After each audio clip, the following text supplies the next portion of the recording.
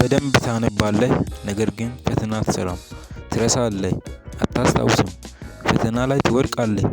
ጥሩ ውጤት አታመጣም፣ ነገር ግን ጥሩ ውጤት ማምጣት ትፈልጋለህ። 80 እና 90 ከዛ በላይ ማምጣት ትፈልጋለህ። ይህንን ቪዲዮ እስከመጨረሻ ድረስ ተከታተል። ስለዚህ ዛሬ ይህንን ችግራችሁን የሚፈታውን ፌማን ቴክኒክ የሚባለውን እንድታስታውሱት፣ አንድን ያነበባችሁትን ነገር እንዳትረሱት፣ ፈተና እስከ ፈተና ድረስ ወይም ከዛም በላይ እንዲቆይ የሚያደርጋችሁን አንድ የአጠናን ዘዴ አካፍልላችኋለሁ።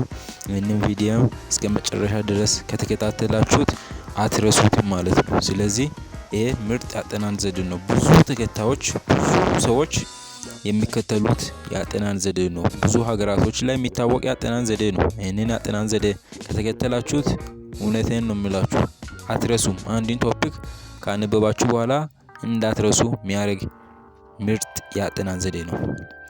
እሺ ቀጥታ ወደ አላበዛባችሁም፣ ቀጥታ ወደ ቪዲዮ። ይሄ ቴክኒክ ምን ይባላል? መጀመሪያ እንደነገርኳችሁ ፌማን ቴክኒክ ይባላል። ፌማን ቴክኒክ ማለት ምን እንደሆነ ስቴፕ ባይ ስቴፕ እነግርላችኋለሁ ማለት ነው። ስለዚህ በመጀመሪያ አንድን ቶፒክ መምረጥ፣ አንደኛ ላይ ያስቀመጥኩት ነገር አንድን ቶፒክ መምረጥ ነው። ስለዚህ ማንበብ የምትፈልጉትን ቶፒክ ትመርጣላችሁ። ለምሳሌ ማስ ሊሆን ይችላል፣ ጂኦግራፊ፣ ኬሚስትሪ፣ ፊዚክስ ሊሆን ይችላል። እሱን ከመረጣችሁ በኋላ ዩኒት 1 ሊሆን ይችላል፣ ዩኒት 2 ከመረጣችሁ በኋላ መጀመሪያ አንድን ቶፒክ መምረጥ ያስፈልጋል። ሁለተኛ ላይ ያንን የመረጣችሁትን ቶፒክ በደንብ ማጥናት፣ በደንብ ክሊር እንዲሆንላችሁ ታነባላችሁ፣ እስኪገባችሁ ድረስ ታነባላችሁ ማለት ነው። ስለዚህ ማንበብ ብቻውን ዋጋ የለውም። የቀሩትን ስቴፖቹን መከተል አለባችሁ ማለት ነው። ሶስተኛ ደብተሩን መዝጋት አለባችሁ። ያንን ደብተሩ ሊሆን ይችላል ቴክስት ቡክ የምታነቡትን መጽሐፍ ዘግታችሁ የቀረውን ስቴፕ ትከተላላችሁ ማለት ነው። ስለዚህ ደብተሩን አሁን ዘግታችኋል። ከዘጋችሁ በኋላ ያንን ነገር ማብራራት ወይም ለሰዎች ማስረዳት አለባችሁ። አራተኛ ላይ ያስቀመጥኩት ነገር ነው። ለሰው ማብራራት አለባችሁ ወይም ዝም ብላችሁ ለራሳችሁ መጽሐፉን ዘግታችሁ ደብተር የሆነ ሉክ ላይ ትጽፋላችሁ። የተረዳችሁትን ነገር ወይም ታብራራላችሁ።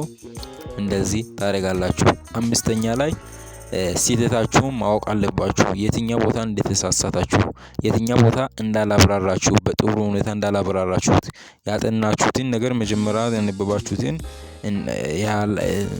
በትክክል ያላብራራችሁትን ነገር ትረዳላችሁ ወይም ትለያላችሁ ማለት ነው። ይህንን ከለያችሁ በኋላ ሁለት የቀሩ ስቴፖችን አሁን መከተል አለባችሁ። ስድስተኛ ስቴፕ ምንድነው? ወደ ደብተር ሄዳችሁ ያንን ቦታ ማጥናት። ስለዚህ ቅድም ያጠኛችሁትን ነገር አሁንም ሄዳችሁ ማየት አለባችሁ ማለት ነው። ስለዚህ የቱ ጋር እንደተሳሳታችሁ አይታችኋል። ከዛ ቀጥታ ደብተሩን ትገልጣላችሁ፣ ትከፍታችሁ ወደ ቴክስት ቡክ ወይም ደብተራችሁ ጋር ትሄዳላችሁ። ሰባተኛ ድጋሚ ማብራራት አለባችሁ። ያንን ነገር የቱ ጋር እንደተሳሳታችሁ አይታችኋል፣ ስህተታችሁን አውቃችኋል። ከዛ ደብተሩን ከፍታችኋል። ከዛ አሁንም ካነበባችሁ በኋላ አሁንም ማብራራት አለባችሁ። እንደዛ ካረጋችሁ እውነቴን ነው አትረሱትም። ጎበዝ ተማሪዎች የሚጠቀሙት ቴክኒክ ነው። ፌማን ቴክኒክ በጣም በአገራችን ላይ ብዙም ተማሪዎች አይጠቀሙም። ተጠቀሙበት። ቻናልን ሰብስክራይብ፣ ላይክ እያደረጋችሁ አግዙኝ። ሀሳብ አስተያየታችሁን ኮሜንት ላይ አስቀምጡ እያልኩኝ ደህና ቆዩ። ቀጣይ ቪዲዮ እስክንገናኝ